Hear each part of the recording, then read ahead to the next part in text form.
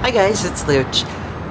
So last week I was thinking about, it's an enormous thought, but I was thinking about how many bands' albums, careers have either succeeded or failed because of timing.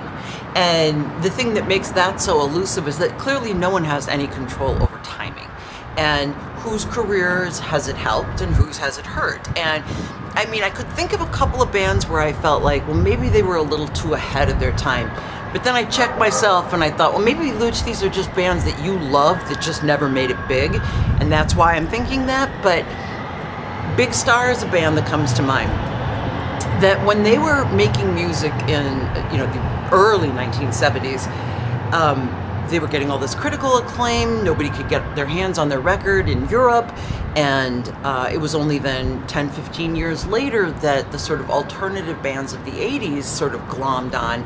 And Robin Hitchcock had a brilliant quote in the Big Star documentary where he said, "Big Star is like a love letter that got lost in the mail, and you didn't get it until 16 years later." And it begs the question, was it just too ahead of its time? Like it wasn't maybe radio friendly or whatever that means.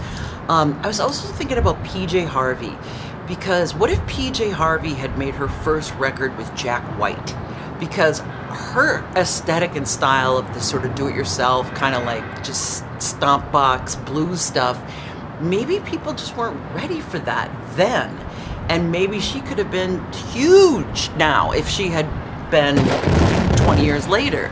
A band like Supergrass, again, another band that I love that I thought should have been huge, but they were probably bogged down in the whole British Oasis, Blur, the Verve, Coldplay thing. But what they did was so unique and extraordinary, and it just got kind of lost. And and then what bands are so timely that you just listen to them and go, oh God, this couldn't have come out any other time than right now. So what I would just want to ask you is, can you think of any bands that you think have really either benefited from time or have really, took the bad end of the stick on time? Because timing is kind of everything. Grunge happened, but think of all those alternative rock bands in the 80s that were basically laying the blueprint for that music, but they just didn't have videos or a cool look or radio airplay. So anyway, let me know what you think, if there's bands that you feel like won or bands that you feel have lost.